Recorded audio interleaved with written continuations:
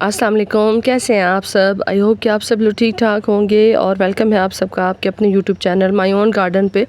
आज की जो वीडियो है उसके अंदर मैं आप लोगों के साथ दो चीज़ें शेयर कर रही हूँ। एक तो पीनट्स या मूंगफली का सीज़न स्टार्ट हो चुका है। सर्दियों में ये इजीली हर जगह अवेलेबल होती है। तो जब आप मूंगफली खा लें तो उसके छिलकों को इस तरह से वेस्ट करने के बजाय अगर आप उसको गार्डनिंग के अंदर इस्तेमाल करते हैं तो आपको काफ़ी सारे फ़वाइद मिलते हैं। एक तो चीज़ आप ये कर सकते हैं कि इसको एज़ इट इज़ इसके जो छिलके होते हैं हाई सोर्स होता है मैग्नीशियम का, तो आप इसको as it is he mulching के तौर पे इस्तेमाल कर सकते हैं। चाहे सर्दियों में आप प्लांट्स की मल्चिंग करें या गर्मियों में करें। सर्दियों में जब आप मल्चिंग करेंगे तो आपकी मिट्टी जो है वो ठंडी होने से उसकी बचत हो जाएगी और उसके अंदर जो है वो जब मिट्टी ठंडी होती है तो ज़ाहिर है प्लांट की जो कंडीशन है वो थोड़ी ख़राब हो जाती है। टेम्परेचर जो है वो मिट्टी का चेंज हो जाता है। तो उसके लिए डायरेक्ट इसके ऊपर ठंडी हवा मिट्टी के ऊपर नहीं लगेगी, तो वो मल्चिंग के हिसाब से वो आपके प्लांट के लिए ज़्यादा बेहतर है। गर्मियों में आप इसकी मल्चिंग कर सकते हैं कि आप इसको जब गर्मियों में मल्चिंग के तौर पे इस्तेमाल करेंगे तो आप जब पानी देंगे तो बहुत जल्दी धूप की वजह से आपका जो पॉट का पानी है या मिट्टी है वो जल्दी ड्राई नहीं होगी, तो आपको उसके फ़वाइद होंगे। मैं इसको इस्तेमाल कर रही हूँ, इसको जला के इसकी ऐश बना के अपनी जो सॉइल है उसके अंदर मिक्स कर लूँगी। वही मैग्नीशियम जो मेरे सॉइल को चाहिए होती है वो इसके पीनट्स ऐश की वजह से ये मेरे प्लांट्स को मिल जाएगी। आज की जो वीडियो है उसके अंदर मैं आप लोगों के साथ एक बहुत खूबसूरत परमानेंट फ्लावरिंग प्लांट शेयर कर रही हूँ कि आपने इसकी आगे चल के किस तरीके से केयर करनी है, किस तरीके से आपने इसको बचाना है कि ये विंटर में, क्योंकि इसका विंटर जो है वो डोरमेंसी या रेस्टिंग टाइम होता है, तो उसमें आपने इसकी अच्छे से केयर करनी है ताकि आपके पास ये प्लांट अच्छे से चलता रहे। आज की जो वीडियो है वो एरेंथमम के ऊपर है। एरेंथमम की डिफरेंट वैरायटीज़ मैं आप लोगों के साथ शेयर कर रही हूँ। इसके अंदर वेरिकेटेड वैरायटी भी होती है, प्लेन मैरून वैरायटी भी होती है, ग्रीन भी होती है, ग्रीन और वाइट वेरीगेटेड वैरायटी भी होती है, डिफरेंट वेरिगेशन वाली होती है। मैरून जो वैरायटी होती है वो एक इसमें ओवल शेप वाली भी होती है और इसके अंदर कट लीफ वाली भी होती है। ये वाली जो वैरायटी है ये मैं आज आप लोगों के साथ शेयर कर रही हूँ क्योंकि इस टाइम पे मेरे पास ये वाली वैरायटी मौजूद है। और क्योंकि अब विंटर चल रहा है तो विंटर में इसका जो कलर है अगर आप देखिए तो ये इसका कलर चेंज हो गया है, यानी ये टोटल मैरून हो गया है। वैसे अगर आप इसकी वेरिएशन देखें तो थोड़ा सा जहाँ पे आपको डार्क मैरून कलर ज़्यादा नज़र आ रहा है लीफ के अंदर, वहाँ पे इसका क्रीम स्टोन का कलर था, लेकिन सर्दी की वजह से अब इसका कलर जो है वो टोटली चेंज हो गया है, जो कि देखने में भी बहुत खूबसूरत लग रहा है। एरेंथमम परमानेंट प्लांट है और इसके ऊपर फ्लावर्स भी आते हैं, लेकिन इसकी जो फ्लावर्स हैं वो इतने ज़्यादा खूबसूरत या अट्रैक्टिव नहीं होते जितना ज़्यादा इसका फोलियज खूबसूरत होता है। परमानेंट प्लांट होने की वजह से आप इसको पूरा साल आराम से चला सकते हैं। सिर्फ ये है कि जब विंटर में आप इसको लेके चलते हैं तो कुछ बेसिक सी चीज़ें हैं जिनका आपने ख्याल रखना है, तो आपके पास ये हमेशा चलता रहेगा।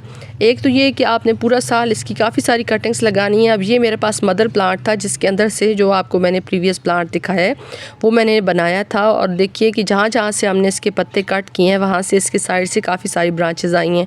और इस टाइम पे जो मदर प्लांट है उसके ऊपर कम से कम आपने स्ट्रेस रखना है, क्योंकि जितना ज़्यादा वो पत्तों से या स्टेम्स के साथ भरा हुआ होगा उतना ज़्यादा उसको अपने सर्वाइवल के लिए काम जो है वो ज़्यादा करना पड़ेगा।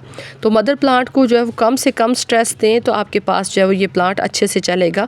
दूसरा मेरे पास इसकी एक ये वाली वैरायटी है जो आप देख रहे हैं, इसके अंदर ग्रीन मैंने आप लोगों के साथ शेयर किया था, वो वैरायटी भी होती है, ग्रीन और वाइट भी होती है, और इसके अंदर बेशुमार वैरायटीज़ होती हैं, लेकिन कुछ बेसिक सी चीज़ें हैं जिनकी आज मैं आप लोगों के साथ रिपोर्टिंग भी शेयर कर रही हूँ। वैसे तो अब ये है कि इनका डोरमेंसी टाइम स्टार्ट हो गया है, लेकिन जिन पॉट्स के अंदर मैंने इनको तैयार किया था अब इसके अंदर इसकी ग्रोथ जो है वो अच्छे से नहीं चल रही, प्लांट स्ट्रेस में है। तो इसके लिए मैंने दो गमलों का इंतखाब किया, एक प्लास्टिक पॉट का और एक मिट्टी के गमले का। आप चाहें तो दोनों में से किसी एक का इंतखाब भी कर सकते हैं, लेकिन मैं दोनों में इसलिए लगा रही हूँ कि काफ़ी सारे बहन भाइयों के पास एक तरह के अगर प्लांटर्स हों तो वो ये ना समझें कि हम इसको प्लास्टिक पॉट में नहीं लगा सकते। ये इतना आसान प्लांट है कि आप इसको दोनों टाइप के जो पॉट्स हैं उनके अंदर लगा सकते हैं। ड्रेनेज होल जो है वो चेक कर लें इसके अंदर मिट्टी भरने से पहले, क्योंकि अगर ड्रेनेज जो है वो लॉक होगा तो आपका जो प्लांट है जब आप इसको पानी देंगे तो जड़ों के साथ ज़्यादा देर तक पानी खड़ा रहेगा। जो इसके लिए मिट्टी का इंतखाब किया है वेल ड्रेन सैंड मिली मिट्टी का इंतखाब आपने करना है। सैंडी सॉइल को ये पसंद करता है और जो सख्त चिकनी मिट्टी या क्ले सॉइल होती है वो इसको बिल्कुल पसंद नहीं है।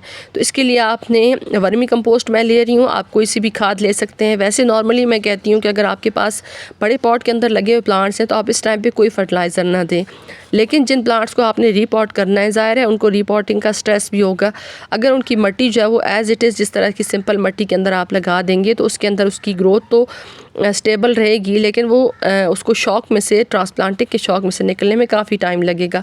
तो मिट्टी के अंदर थोड़ा सा हीट बनाने के लिए हम इसके अंदर इस टाइम पे जब रीपॉटिंग करते हैं ख़ास तौर पे, तो उसके अंदर हम खाद का इस्तेमाल करते हैं ताकि प्लांट की जो मिट्टी है उसके अंदर, पॉट की जो मिट्टी है उसके अंदर थोड़ा हीट बनी रहे, जिसकी वजह से वो अच्छे से आगे अपने प्लांट को लेके चलेगी। अगर नॉर्मल सिर्फ मिट्टी होगी तो ठंडक की वजह से टेम्परेचर का मसला बन सकता है और रीपॉटिंग के बाद फिर प्लांट जो है वो सर्वाइव कई दफ़ा नहीं कर पाते। तो अभी इनको पानी देने के बाद मैं रखूँगी इनको फुल धूप के अंदर, क्योंकि अब जो धूप है उसके अंदर उतनी ज़्यादा शिद्दत नहीं होती। ये जो टाइम है, अगर आप इस टाइम पे अपने प्लांट्स को रीपॉट करते हैं तो एक जो प्लस पॉइंट है वो ये है कि आपको बहुत ज़्यादा शेड नहीं ढूंढना पड़ता कि हम शेड में रखेंगे, नहीं तो प्लांट जो है वो स्ट्रेस में चला जाएगा। तो इसको आपने सिर्फ फुल धूप के अंदर रखना है और ग्रीन नेट के नीचे, यानी सारा दिन इसके ऊपर धूप पड़ती रहे, लेकिन जिस तरह से मैंने ग्रीन नेट लगाया हो उस तरह से आप ग्रीन नेट के नीचे रखते हैं या मुख्तलिफ बड़े प्लांट्स के अंदर रखते हैं।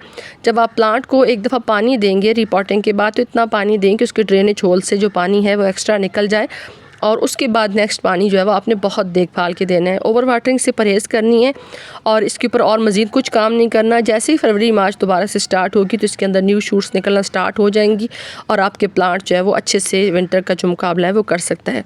तो आज की शेयरिंग अगर आपको मेरी अच्छी लगे, इन्फॉर्मेटिव लगे, तो वीडियो को लाइक और चैनल को सब्सक्राइब करते हुए जाएँ। Thanks for watching.